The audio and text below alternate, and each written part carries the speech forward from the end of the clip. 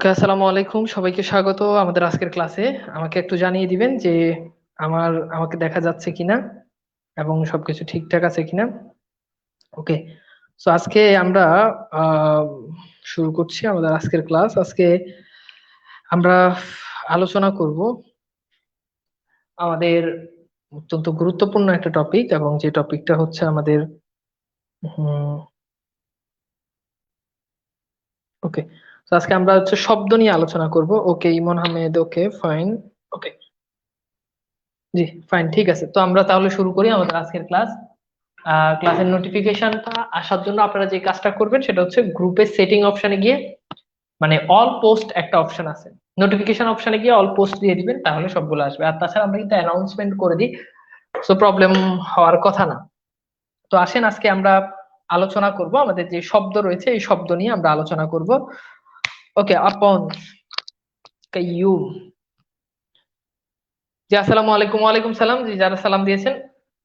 আসেন আমরা আজকে হচ্ছে আলোচনা করব আমাদের শব্দ ভান্ডার বা শব্দ নিয়ে। এই টপিকটা আমাদের বিশ্ববিদ্যালয় ভর্তি পরীক্ষা, চাকরি পরীক্ষা, সব জায়গাতে কিন্তু এই টপিকটা থেকে আমাদের পরীক্ষাতে প্রশ্ন আসে। তো আজকে আমরা এই গুরুত্বপূর্ণ টপিকটা হচ্ছে আমরা একটু আলোচনা করার জন্য আমরা চেষ্টা করব, যেটা আমাদের পরীক্ষার জন্য ভীষণ রকম ইম্পর্টেন্ট। তো প্রথমত আমরা শব্দকে যদি ভাগ করি, তাহলে শব্দকে বেশ কয়েকভাবে আমরা ভাগ করতে পারি। একটা হচ্ছে গঠনগত ভাবে, আর একটা হচ্ছে অর্থগত ভাবে, হ্যাঁ, আর একটা হচ্ছে উৎসগত ভাবে। শব্দকে আমরা মোট তিন ভাগে ভাগ করতে পারি। একটা হচ্ছে গঠনগত ভাবে আমরা শব্দকে ভাগ করতে পারি।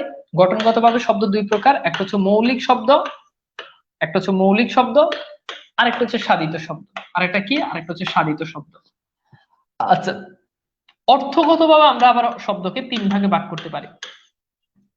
এক, একটা হচ্ছে যৌগিক শব্দ, একটা হচ্ছে কি যৌগিক শব্দ, আর একটা হচ্ছে রূঢ় শব্দ, তিন নাম্বারটা হচ্ছে কি যোগরূঢ় শব্দ। যোগরূঢ় শব্দ, এই হচ্ছে আমাদের দুই ভাবে। আরেকটা রয়েছে, সেটাকে আমরা বলতে পারি সেটা হচ্ছে আমাদের উৎস অনুসারে শব্দের প্রকার। ওকে, তো এটা হচ্ছে উৎস অনুসারে শব্দের প্রকার, এটা নিয়ে আমরা পরে আলোচনা করি। তো এখন তাহলে আমাদেরকে প্রথমত বুঝতে হবে যে গঠন অনুসারে আমাদের শব্দের প্রকারভেদ। তাহলে গঠন অনুসারে আমাদের শব্দ কত প্রকার, যদি পরীক্ষাতে প্রশ্ন আসে উত্তর হচ্ছে গঠন অনুসারে শব্দের হচ্ছে আমাদের কত প্রকার। গঠন অনুসারে আমাদের শব্দটা হচ্ছে দুই প্রকার। কি কি সেগুলো? এক নাম্বার হচ্ছে কি মৌলিক শব্দ, আর একটা হচ্ছে সাধিত শব্দ। এখন আপনাকে আগে কনসেপ্টটা আগে একটু বুঝাই যে মৌলিক শব্দ মানে কি। এই যে মৌলিক, এটার মানে কি?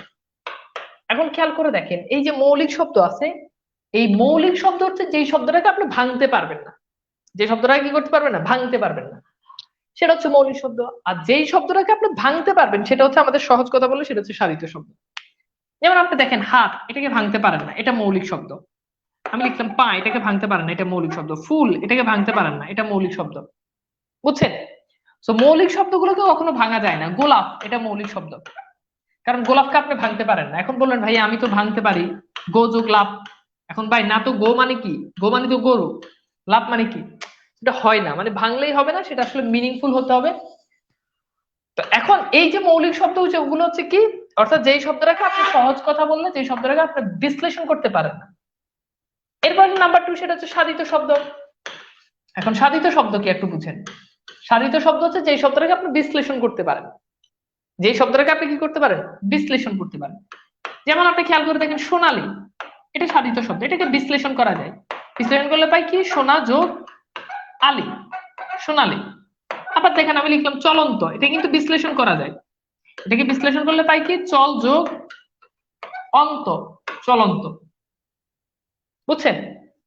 আবার দেখেন সিংহাসন, সিংহাসন, এটাকে বিশ্লেষণ করলে পাই কি, সিংহ যোগ আসন। তাহলে গঠনগত দিক দিয়ে আমাদের শব্দ যে দুই প্রকার, মৌলিক আর সাধিত শব্দ, এই দুটো শব্দের কনসেপ্টটা কি বুঝতে পেরেছেন? এই দুটো শব্দের কনসেপ্টটা কি বুঝতে পেরেছেন? আমাকে একটু বলেন তো দ্রুত, মৌলিক আর সাধিত শব্দে এই কনসেপ্টটা আপনারা কি পরিষ্কার কিনা আমাকে একটু জানান। মৌলিক আর তাপস দাস, জেবা। ওকে, সো ক্লিয়ার কিনা বলেন তো? ক্লিয়ার? ওকে, ভেরি গুড, ক্লিয়ার। ওকে, ইমরুল। ওকে, ফাইন। সো সবাই ক্লিয়ার, ভেরি গুড।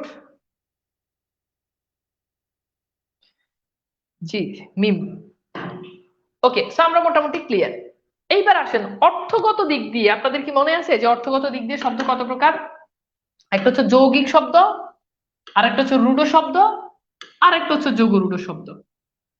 একটা হচ্ছে যৌগিক শব্দ, আর একটা হচ্ছে রূঢ় শব্দ, আর একটা হচ্ছে যোগরূঢ় শব্দ। এইবার আসেন আমরা এই তিনটা কনসেপ্ট নিয়ে একটু আলোচনা করি। ফার্স্ট অফ অল, একটা হচ্ছে যৌগিক শব্দ। এখন যৌগিক মানে কি? যেই শব্দের ব্যুৎপত্তিগত অর্থ এবং ব্যবহারিক অর্থ এক।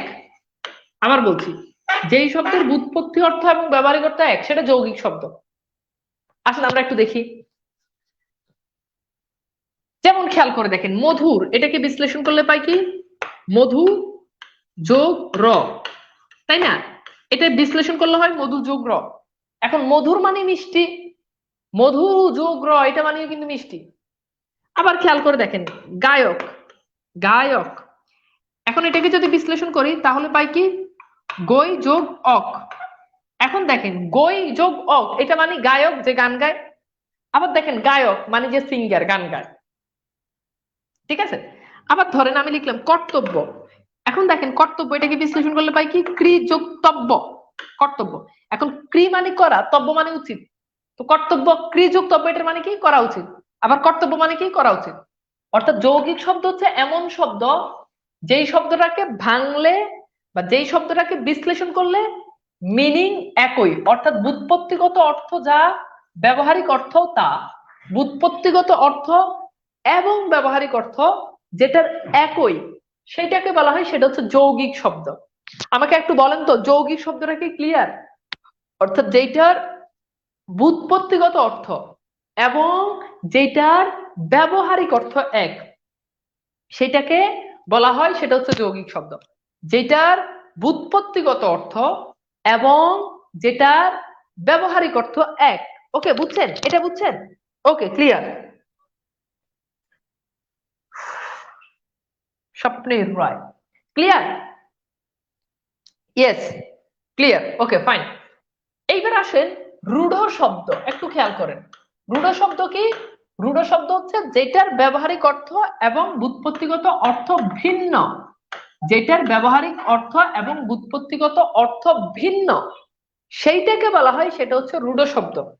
সেটাকে বলা হয়, সেটা হচ্ছে কি? রূঢ় শব্দ। একটু ভালো করে খেয়াল করেন। ধরেন আমি লিখলাম হস্তি। এখন হস্তি এটা মানে কি বলেন? এটা মানে হচ্ছে হাতি। কিন্তু দেখেন, এটার বিশ্লেষণ করলে কি পাই? হস্ত যোগ ইন। এখন হস্ত মানে কি বলেন? হস্ত মানে হাত, ইন মানে কি? আছে। এখন এটার ব্যুৎপত্তিগত অর্থ হচ্ছে হস্ত যোগ ইন মানে হাত আছে যার। এখন হাত তো আমারও আছে, আপনারও আছে, তাই বলে কি আমাদের কি হস্তি বলে? না। তো দেখেন, ব্যুৎপত্তি অর্থ মানে কি? হাতি। ব্যবহারিক অর্থ কি? হাতি। ব্যুৎপত্তিগত অর্থ কি? হাত আছে যার। তার মানে ব্যবহারিক অর্থে কিন্তু আমরা, ব্যুৎপত্তিগত অর্থে কিন্তু আমিও হাতি, আপনিও হাতি, কিন্তু বিষয়টা কিন্তু আসলে এমন না। বিষয়টা আসলে কি না? এমন না। ওকে, আচ্ছা। এরপর আসেন বাঁশি। এখন বাঁশি মানে কি? যেটা আমরা বাজার, ঠিক আছে? এখন এটার বিশ্লেষণ করলে কি পাই? বাঁশ যোগ ই বা দীর্ঘই। এখন এটা মানে কি? মানে বাঁশ থেকে যেটা তৈরি সেটাকে ব্যুৎপত্তিগত ই, রসই তখন যুক্ত হয় যখন জন্ম বুঝায়। তাহলে বাঁশ যোগ ই মানে কি? বাঁশ থেকে জন্ম। এখন ভাই, বাঁশ থেকে জন্ম তো অনেক কিছু হইতে পারে, তাই বলে কি সবকিছু কি বাঁশই হয় বলেন? বাঁশ থেকে তো মানুষ ওই যে সেতু বানায়, গ্রামে মোটকা বানায় যেটার মধ্যে চাল রাখে, এগুলো কিন্তু বানায়, তাই না? কত কিছু বানায়। তাই বলে কি সবকিছু বাঁশি একটা স্পেসিফিক জিনিস? তার মানে দেখেন, ব্যুৎপত্তিগত অর্থ এবং ব্যবহারিক অর্থ কিন্তু এখানে কি, ব্যুৎপত্তিগত অর্থ এবং ব্যবহারিক অর্থ আলাদা, এই জন্য এটাকে বলা, এটা হচ্ছে রূঢ় শব্দ। আবার আসেন সন্দেশ। সন্দেশ শব্দের দুইটা অর্থ, একটা মানে হচ্ছে কি? মিষ্টান্ন জাতীয় খাবার। আবার এই একই সন্দেশ, এটার মানে হচ্ছে খবর বা ফরমান। সন্দেশ বা এটার মানে কি? এটার মানে হচ্ছে খবর, ঠিক আছে? তার মানে আমার মনে হয় যে এই জিনিসটা আপনারা ভালোভাবে বুঝছেন। ওকে, আরেকটা উদাহরণ দিতে আরো ভালো বুঝবেন। ধরেন আমি লিখলাম পাঞ্জাবি। আচ্ছা, ব্যবহারিক অর্থ কি? এটা পাঞ্জাবি, পোশাক। কিন্তু এটার ব্যুৎপত্তিগত অর্থ আপনি যদি বিশ্লেষণ করেন, তার মানে কি? পাঞ্জাব যোগ ই। আপনাদের কি মনে আছে যে হ্রস্ব ই কখন যুক্ত হয়? যখন জন্ম বুঝায়। তাহলে পাঞ্জাব যোগ ই মানে পাঞ্জাবে যাদের জন্ম তাদেরকে বলা হয় পাঞ্জাবি। তাহলে ব্যুৎপত্তিগত অর্থ বলতেছে পাঞ্জাবে যাদের জন্ম তারা পাঞ্জাবি। ব্যবহারিক অর্থ বলতেছে না পাঞ্জাবি মানে একটা পোশাক। তাহলে যেটার ব্যুৎপত্তিগত অর্থ এবং ব্যবহারিক অর্থ ভিন্ন সেটা হচ্ছে রূঢ় শব্দ। আমাকে একটু বলেন তো রূঢ় শব্দ কি ক্লিয়ার? বলেন তো, এই যে রূঢ় শব্দের যে কনসেপ্ট এটা কি ক্লিয়ার বলেন? আপনাদের কাছে কি রূঢ় শব্দ কি ক্লিয়ার? ওকে, ক্লিয়ার? ক্লিয়ার কিনা বলেন? ওকে, এখন এইবার আসেন। ওকে, ক্লিয়ার আপন। ওকে, এইবার আসেন আমরা একটু দেখি। এরপর আমরা যেটা নিয়ে আলোচনা করব সেটা হচ্ছে যোগ রূঢ় শব্দ। কি শব্দ? যোগ রূঢ় শব্দ। ওকে, এইবার আসেন আমরা যোগ রূঢ় শব্দটা নিয়ে একটু আলোচনা করি। মনে রাখবেন যোগ রূঢ় শব্দটা হচ্ছে ব্যুৎপত্তিগত অর্থ এবং ব্যবহারিক অর্থ ভিন্ন। এখন প্রশ্ন হচ্ছে তাহলে ভাই রূঢ় শব্দ আর যোগ রূঢ় শব্দের ভিতর পার্থক্য কি? ব্যাপারটা হচ্ছে রূঢ় শব্দ সন্ধি যোগে হবে, রূঢ় শব্দ সমাস যোগে হবে, রূঢ় শব্দ প্রত্যয় যোগে হবে। কিন্তু রূঢ় শব্দ কখনোই সরি, রূঢ় শব্দ সমাস যোগে হবে না, মানে সন্ধি যোগে হবে, প্রত্যয় যোগে হবে। যদি দেখেন কোনো একটা সমাস সেটা সমাস যোগে হয়েছে, মানে কোনো একটা শব্দ যদি দেখেন যে সেটা সমাস যোগ হয়েছে, তাহলে সেটা যোগরূঢ় শব্দ। অর্থাৎ যোগরূঢ় আর রূঢ় দুটোই সেম, দুটোরই অর্থ ব্যুৎপত্তিগত অর্থ এবং ব্যবহারিক অর্থ আলাদা। আলাদা হলেও যোগরূঢ় শব্দ কেবল সমাস সাধিত হবে। যোগরূঢ় শব্দ কেবল কি হবে? কেবল সমাস সাধিত হবে। তার মানে যোগরূঢ় শব্দটা হচ্ছে কেবল সমাস সাধিত। আসেন আমি লিখলাম মহাযাত্রা। এখন মহাযাত্রা এটার মানে কি? এটার ব্যবহারিক অর্থ কি? ধুমধাম করে যে যাত্রা করলাম এটা হচ্ছে মহাযাত্রা। আবার এটার আরেকটা অর্থ আছে, এটার আরেকটা অর্থ হচ্ছে মৃত্যু। আবার দেখেন মহা যে যাত্রা এটা কিন্তু সমাস সাধিত শব্দ। সো এইগুলো কিন্তু কোনোটাই সমাস সাধিত না। এইটা যোগরূঢ় শব্দ এটা কেবল সমাস সাধিত। তার মানে যে সমস্ত যদি দেখেন সমাস সাধিত শব্দ এবং যদি দেখেন অর্থ ভিন্ন তাহলে সেটা যোগরূঢ়। আর যদি দেখেন সমাস সাধিত শব্দ নয়, অর্থ ভিন্ন, তার মানে সেটা রূঢ় শব্দ। যেমন খেয়াল করে দেখেন আমি লিখলাম জলধি, এটা কিন্তু সমাস সাধিত শব্দ, বহুব্রীহি সমাস। এখন জলধি মানে কি? ব্যুৎপত্তিগত অর্থ বলে যে জল ধারণ করে যে। আবার জলধি মানে আরেকটা অর্থ সেটা হচ্ছে মেঘ। তার মানে একটা মেঘকে বুঝায়। আবার জলধি মানে হচ্ছে জল ধারণ করে যে, ধরেন একটা গ্লাস সে কিন্তু জল ধারণ করে, সেই হিসেবে তাকে কিন্তু জলধি বলা হয়। তো এইবার আমাকে বলেন অর্থগত দিক থেকে শব্দের যে ক্লাসিফিকেশন, এই ক্লাসিফিকেশন কি আপনাদের কাছে কি পরিষ্কার? আমাকে একটু বলেন তো, অর্থগত দিক থেকে শব্দের যে ক্লাসিফিকেশন এটা কি পরিষ্কার? এইবার আসেন আমরা আপনাদেরকে কিছু কৌশল দেখাই। এইখানে কৌশলটা দেওয়া আছে। তো এখানে বলা হচ্ছে যে এখান থেকে আপনি যে জিনিসটা পড়বেন সেটা হচ্ছে এখানে যৌগিক শব্দ মনে রাখার কৌশল দেওয়া আছে। যেমন মধুর গায়ক কর্তব্য না করে বাবুয়ানা ভাব করে রাধুনী দৌহিত্রকে নিয়ে চিকা মারতে গিয়ে দেখলো পিতৃহীন চালক পাঠক মিতালির সঙ্গে পাগলামি করছে। তাহলে এই ছন্দ থেকে যেগুলো আমরা দাগ দিয়েছি আবার নিচে এগুলো লেখা আছে, এগুলো হচ্ছে যৌগিক শব্দ। এটা হচ্ছে যৌগিক শব্দ মনে রাখার কৌশল। এটা হচ্ছে যৌগিক শব্দ মনে রাখার কৌশল বা যৌগিক শব্দ মনে রাখার টেকনিক। যৌগিক শব্দ মনে রাখার কৌশল বা যৌগিক শব্দ মনে রাখার টেকনিক। ওকে, তো এইবার আমাকে একটু বলেন তো এই কনসেপ্টটা কি আপনাদের কাছে কি পরিষ্কার? তো আই হোপ এখান থেকে আমরা যৌগিক শব্দগুলো মনে রাখতে পারি। এবার আসলে আমরা একটু রূঢ় শব্দ দেখেন, আমরা আগে বেসিকটা পড়ছি, বেসিক পড়ার পর আমরা টেকনিক পড়তেছি। বাট আমরা যে এই কাজটা করি আমরা আগেই কি করি, টেকনিক করে ফেলি না, আগে বেসিক বুঝেন পরে টেকনিক পড়েন। তো এরপর আসেন রূঢ় শব্দ মনে রাখার কৌশল। তৈলে ভাজা সন্দেশ খেয়ে গবেষণার জন্য এক রাখাল প্রবীণ শ্বশুর আজ পাঞ্জাবি পরে হস্তির পিঠে চড়ে দারুণ বাঁশি বাজাতে থাকায় হরিণ মণ্ডপ ছেড়ে পালাতে লাগলো। এই যে এখানে যে শব্দগুলো রয়েছে এগুলো হচ্ছে আমাদের রূঢ় শব্দ। এগুলো আমাদের কি শব্দ? এগুলো হচ্ছে আমাদের রূঢ় শব্দ। ওকে,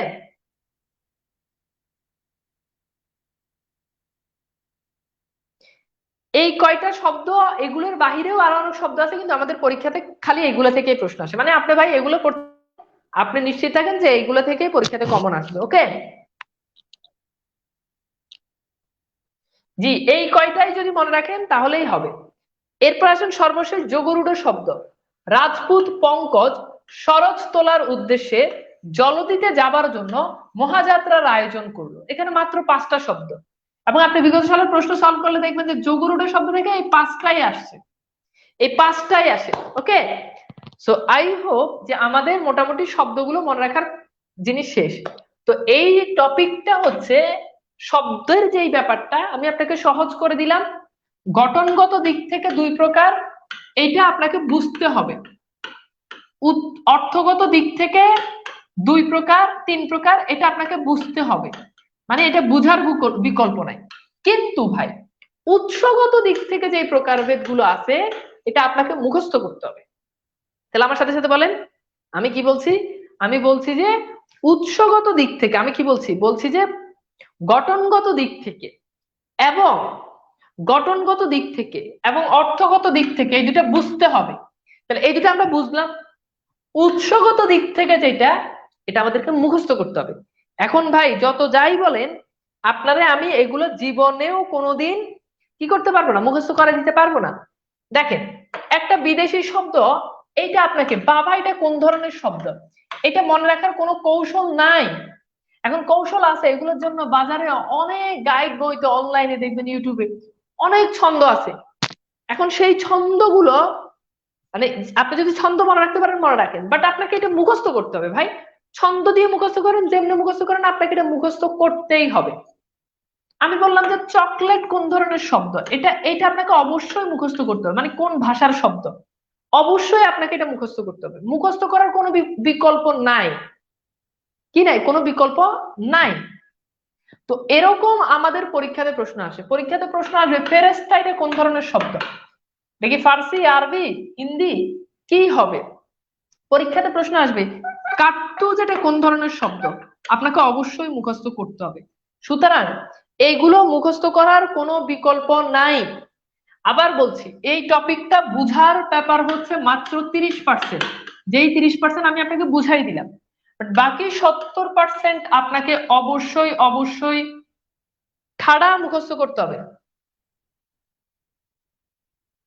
এগুলো আপনাকে কি করতে হবে? ঠাড়া মুখস্থ করতে হবে। ওকে, জিনিসটা কি ক্লিয়ার? জি, সূত্রধর, ওকে, হয়ে যাবে। ওকে, সো এইবার আমাকে এই জিনিসটা আমি আপনাদেরকে একটু দেখাই, তবু আপনাদেরকে কোনো জিনিস দেখাই দিব, তার আগে আমরা কিছু প্রশ্ন সলভে যাই। অর্থগত দিক থেকে হরিণ কোন শ্রেণীর শব্দ, এটা ঢাকা বিশ্ববিদ্যালয়ের পরীক্ষাতে প্রশ্ন আসছে। তো আমরা একটু প্রশ্নটা সলভ করি দ্রুত। অর্থগত দিক থেকে দেখেন, অর্থগত দিক থেকে 3 প্রকার, হয় যৌগিক, না হলে রূঢ়, না হলে মৌলিক। তো ভাই অর্থগত দিক থেকে হবেই না, তার মানে এটা আগেই বাদ। এখন আমরা কিন্তু কৌশলে কিন্তু পরে আসছি। তো সবাই এই প্রশ্নটা আমরা একটু সলভ করি, ঝটপট একটু সলভ করি।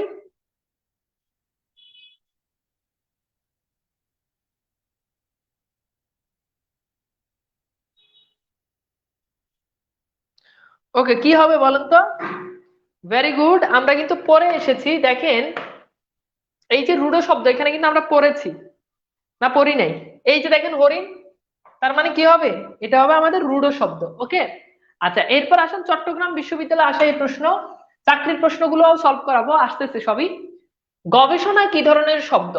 তো এক, মৌলিক শব্দ, রূঢ় শব্দ, যোগরূঢ় শব্দ, মৌলিক শব্দ।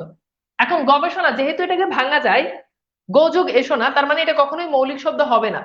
এখন এই 3টার ভিতরে তার মানে এটা অর্থগত দিক থেকে। এখন দেখেন গবেষণা কি ডিফারেন্ট অর্থ নাকি একই অর্থ? একই অর্থ হলে যৌগিক, একই অর্থ না হলে রূঢ়, না হলে যোগরূঢ়। আর যদি সমাজসাধিত হয় তাহলে যোগরূঢ়, যদি সমাজসাধিত না হয়, ভিন্ন অর্থ হয়, তাহলে রূঢ় শব্দ। সহজ জিনিস। তো একটু সলভ করেন, দেখেন পারেন কিনা, এরপর আমি আপনাদেরকে সলভ করে দিচ্ছি।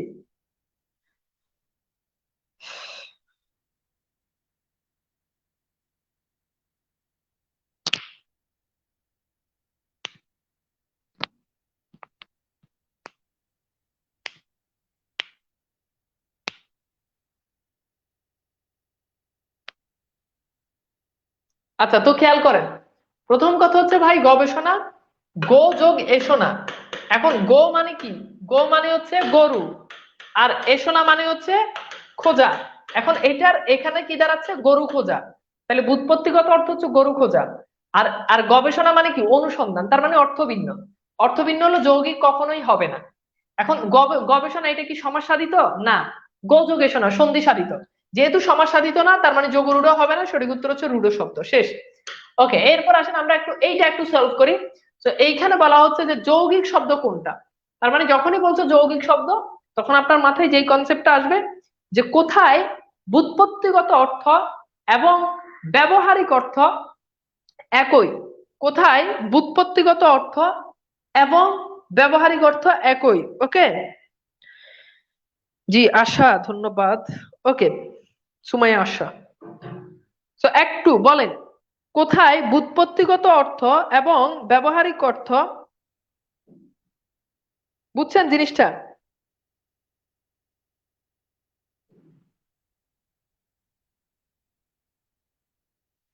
শুনেন, ঘন্টা অনুযায়ী কখনো পড়াশোনা হয় না। পড়াশোনা কারো, কেউ 2 ঘন্টা পড়লে মানে এনাফ, আবার কেউ 10 ঘন্টা পড়লেও হয় না।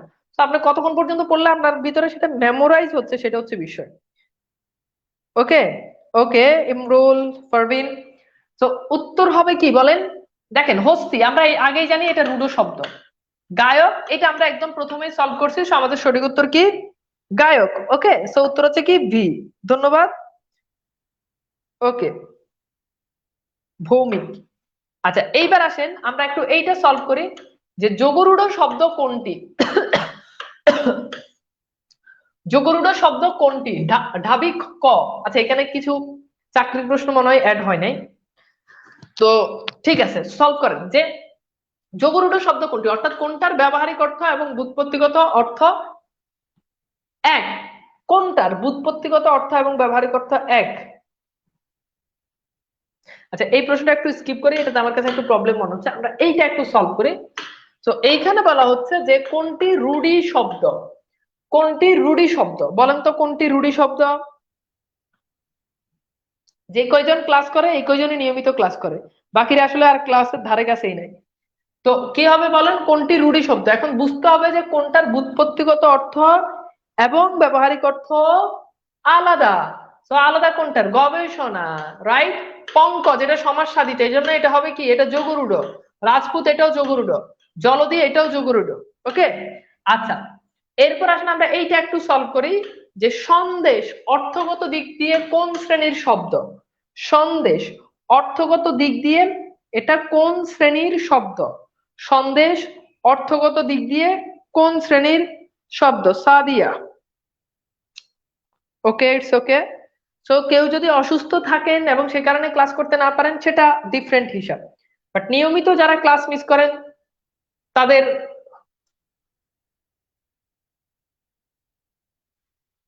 ওকে, এইবার আসেন।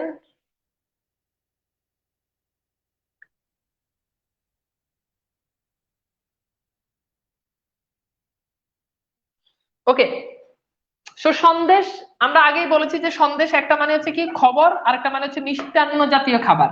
সুতরাং এটা রূঢ়ি শব্দ। ওকে, এরপর আসুন অর্থ বিচারে তুরঙ্গম। তুরঙ্গম কোন শ্রেণীর শব্দ? অর্থ বিচারে তুরঙ্গম কোন শ্রেণীর শব্দ? অর্থ বিচারে তুরঙ্গম কোন শ্রেণীর শব্দ? অর্থ বিচারে তুরঙ্গম কোন শ্রেণীর শব্দ? অর্থ বিচারে তুরঙ্গম কোন শ্রেণীর শব্দ?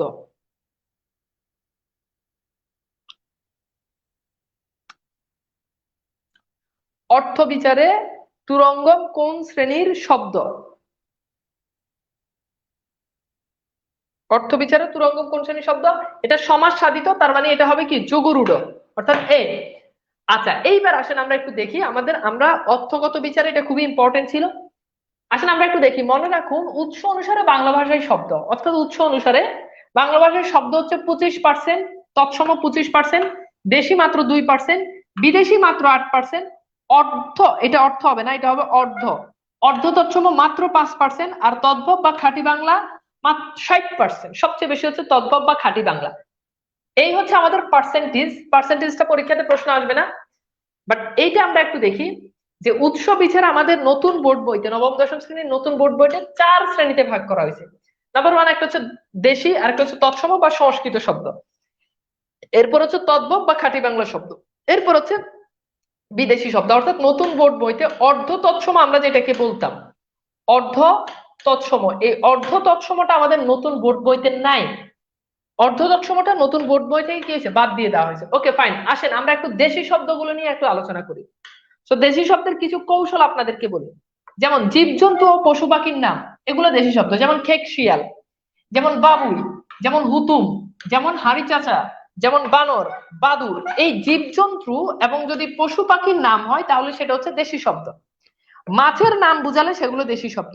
যেমন চেলা দেশি শব্দ, ট্যাংরা দেশি শব্দ, পোনা দেশি শব্দ, রিডা, গাজল, কাতলা, এরপর হচ্ছে কি চিংড়ি। তো এরকম যদি দেখেন যে মাছের নাম যদি বুঝায় তাহলে সেটা হচ্ছে দেশি শব্দ। মাছের নাম বুঝালে কোন শব্দ, সেগুলো হচ্ছে দেশি শব্দ। ওকে ফাইন, এরপর আসেন ঘর বা গৃহস্থলী ও প্রয়োজনীয় জিনিসপত্রের নাম যদি বুঝায়, অর্থাৎ ঘরে যে সমস্ত মানে যে সমস্ত সামগ্রীগুলো ব্যবহৃত হয় এরকম। যেমন দেখেন ঢেকি, ঢেকি আপনারা দেখছেন কিনা, ঢেকি হচ্ছে যেখানে ওই যে এখন তো চাল মানে চালকে আপনার ইয়ে করা হয় পিঠা বানানোর জন্য যে এই গুঁড়িগুলো ব্যবহার করে, এগুলোকে তখন ঢেকিতে চাল দিয়ে দিয়ে এই কাজটা করতো। তো এটা পিস্ট করতো, হ্যাঁ, এই একে চালকে।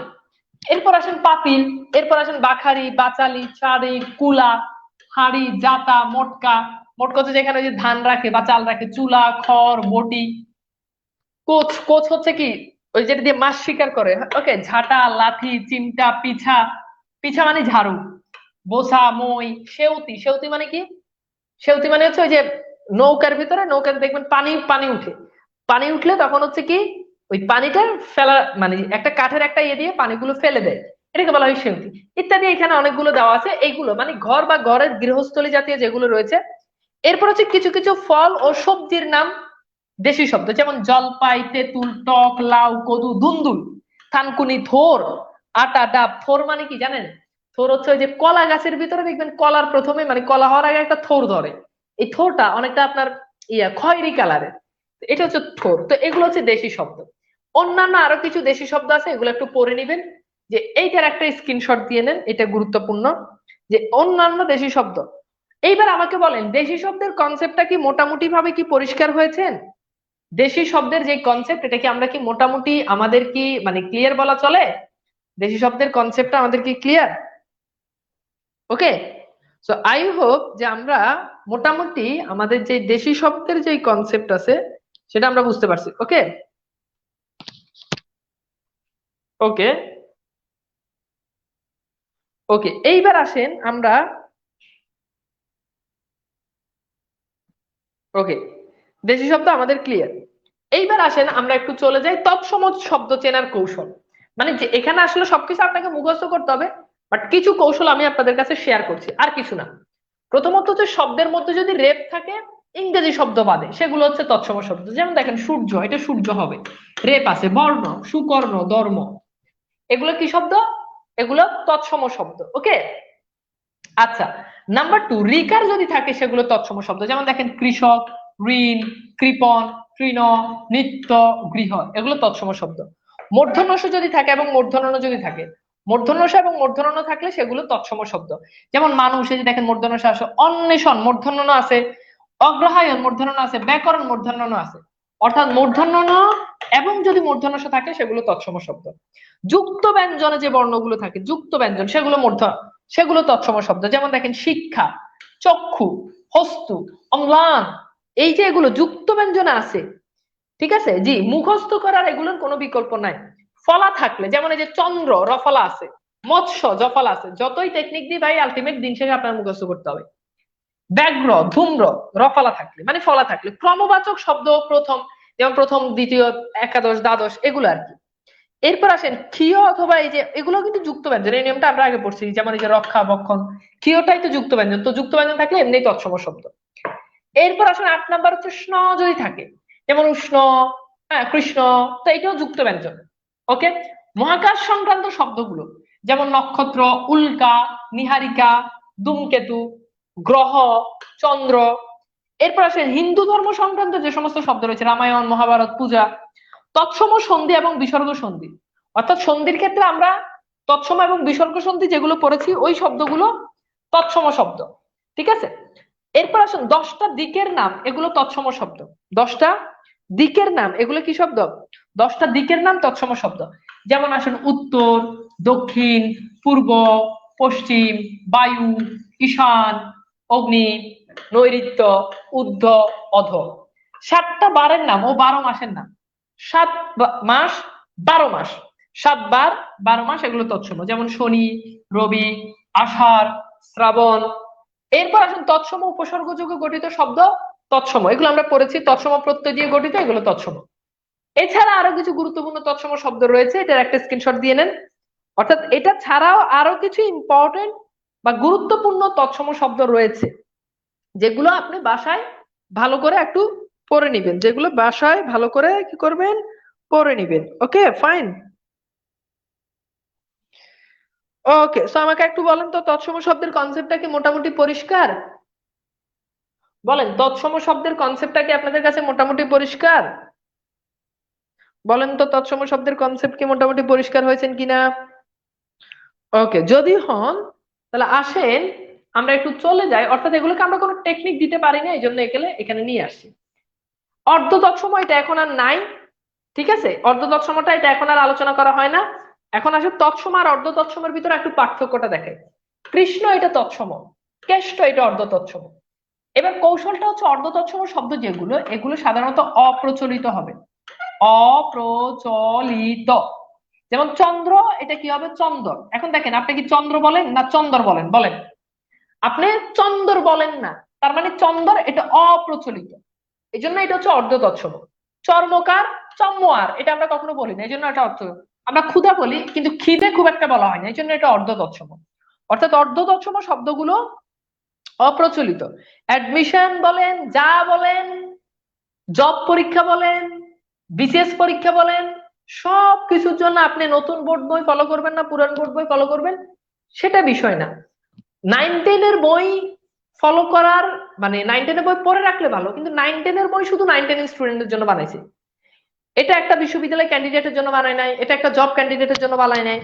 এখন আমাদের দেশে সবাই খালি ওই বিশ্ববিদ্যালয় ভর্তি পরীক্ষা দিতে গেলে ওই বই, চাকরি পরীক্ষা দিতে গেলে ওই বই, ব্যাপারটা এরকম না।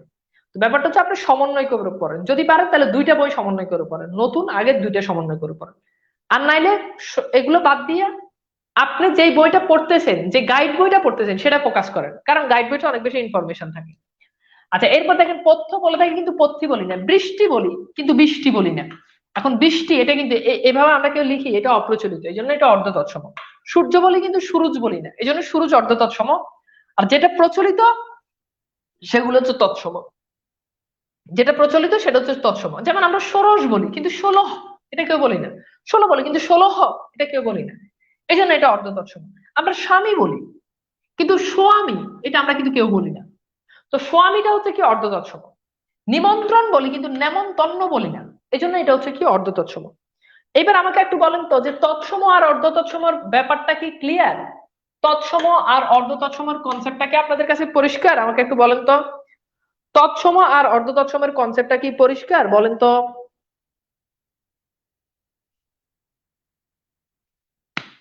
দ্রুত বলেন, ক্লিয়ার কিনা?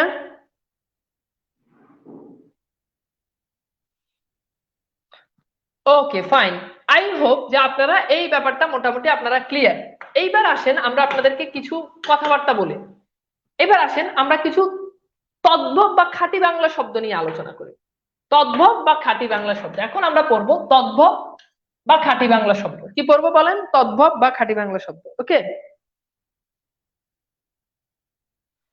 সব ক্লাসই আপনারা দেখতে পারবেন, ক্লাস ওপেন, ওপেন হবে না বলে কিছু নাই। ওকে, এইবার আসেন, জি আলহামদুলিল্লাহ, ওকে ক্লিয়ার। এবার আসেন তদ্ভব বা খাঁটি বাংলা শব্দ চেনার উপায়গুলো একটু বলি। এক, শুধু পেট বাদে বাকি সব অঙ্গের নাম তদ্ভব শব্দ। শুধু পেট, এই পেট ছাড়া, আচ্ছা জারিন এটা আমি দেখতেছি, শুধু পেট বাদে বাকি সকল অঙ্গ এটা কি, এটা হচ্ছে তদ্ভব শব্দ। যেমন হাত, পা, নাক, কান, চোখ, গলা ইত্যাদি সব তদ্ভব। এরপর আসেন কিছু পেশার নাম, যেমন গোয়ালা এটা একটা পেশা, কুমার এটা একটা পেশা, চামার এটা একটা পেশা।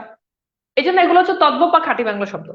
3 নাম্বার, পশু পাখির নাম, সাধারণত কিছু পশু পাখির নাম, গরু, ঘোড়া, সাপ, পাখি ইত্যাদি, এগুলো হচ্ছে কি তদ্ভব শব্দ। ওকে, তদ্ভব বা খাঁটি বাংলা শব্দ। ওকে, ক্লিয়ার? আচ্ছা, এরপর আসেন সংখ্যাবাচক কিছু শব্দ রয়েছে, যেমন 1, 2, 3, কিন্তু প্রথম, দ্বিতীয়, তৃতীয় এগুলো কিন্তু আবার তৎসম, প্যাচটা এখানে লাগাবে। 1, 2, 3, 4 এগুলো হচ্ছে সংখ্যাবাচক, এগুলো তদ্ভব শব্দ। প্রাকৃতিক বস্তুর নাম, যেগুলো প্রকৃতি থেকে পাওয়া যায়, যেমন আসেন সোনা, রূপা, তামা, হীরা, চাঁদ, পাহাড়, প্রাকৃতিক কিছু জিনিসের নাম, যেগুলো হচ্ছে কি তদ্ভব শব্দ। সর্বনামবাচক শব্দ, যেমন সে, যেগুলো দ্বারা সর্বনাম বোঝায়, সে, তুমি, আপনি, যিনি, তিনি, যাকে তাকে, যে, সে, যা, তা, এগুলো সবই কি তদ্ভব শব্দ। এছাড়া আরো কিছু কতিপয় তদ্ভব শব্দ রয়েছে, যেমন সাঁতার, ওকে, যেমন মাটি, যেমন বাড়ি, যেমন ভালো, টাকা, ঢাকা, ঘর, বিয়ে, বাঁচা, পাতা, বাতাস, ভিটা, ভাত, ছাতা, হচ্ছে, হবে, দুধ, বাসি, মাছ ইত্যাদি। এইবার বলেন তদ্ভব বা খাঁটি বাংলা শব্দের, তদ্ভব বা খাঁটি বাংলা শব্দের কনসেপ্ট কি পরিষ্কার?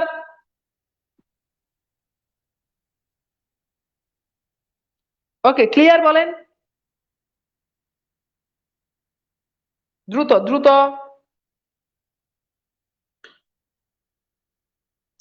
ক্লিয়ার কিনা বলেন, না ক্লিয়ার না? ওকে, ক্লিয়ার, ফাইন। এইবার আসেন, এইটা আপনার এগুলো না, এইবার আসেন আমরা একটু চলে যাই এইখানে, অর্থাৎ ফার্সি শব্দটা আমরা একটু পড়বো। ফার্সি শব্দ মনে রাখার কিছু কৌশল। আবার বলছি ভাই, জিনিসগুলো আপনাকে মুখস্থ করতে হবে, জাস্ট আমি ধরাই দিচ্ছি।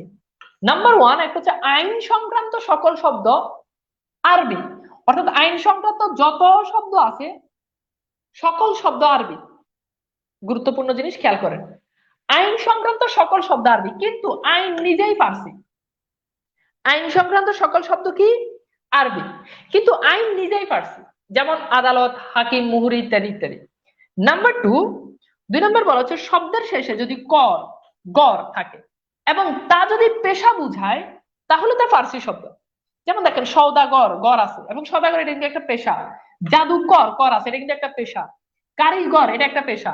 বাজিকর, এটা একটা পেশা। অর্থাৎ শব্দের শেষে যদি কর থাকে, যদি গর থাকে এবং সেটা দিয়ে যদি পেশাকে বুঝায়, এবং সেটা দিয়ে কি বুঝায়, পেশাকে বুঝায়, তাহলে সেটা হচ্ছে ফার্সি শব্দ। 3 নাম্বার, 10টি ফার্সি উপসর্গ আছে, যেমন নিম, ফি, বে, দর, বর, ব, না, বদ, কার, কম। এই যে উপসর্গগুলো আছে, এই উপসর্গগুলো দিয়ে গঠিত শব্দ ফার্সি শব্দ। যেমন দেখেন ফি বছর, এই যে শুরুতে ফি আছে তার মানে ফার্সি। নিম রাজি, শুরুতে নিম আছে তার মানে ফার্সি। বেতার, শুরুতে বে আছে তার মানে ফার্সি। কারখানা, কার আছে তার মানে ফার্সি।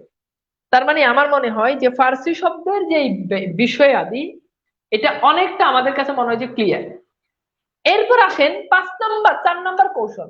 5টি প্রত্যয় আছে, যেমন দার, বাজ, বন্দি, সই, নবিশ, নবিশ, এগুলো থাকলে সেগুলো হচ্ছে ফার্সি শব্দ। ঠিক আছে? এরপর আসেন 5টি রং, যেমন নীল, এটা হচ্ছে তৎসম। চকলেট, এটা হচ্ছে ফার্সি, খুব ইম্পর্টেন্ট। ম্যাজেন্ডা, এটা হচ্ছে ইতালি। কালো, এটা হচ্ছে দেশি শব্দ। কমলা, এটা হচ্ছে দেশি শব্দ। এই 5টা আপনাকে স্পেশাল ভাবে মনে রাখতে হবে, আপনাকে স্পেশাল ভাবে মনে রাখতে হবে। এছাড়া পৃথিবীতে যত রঙের নাম আছে সব ফার্সি। গুরুত্বপূর্ণ জিনিস আবার খেয়াল করেন, এছাড়া পৃথিবীতে যত রং আছে, অর্থাৎ কি রে ভাই, কি হলো এটা, কি হলো এটা, কিছু হইলো?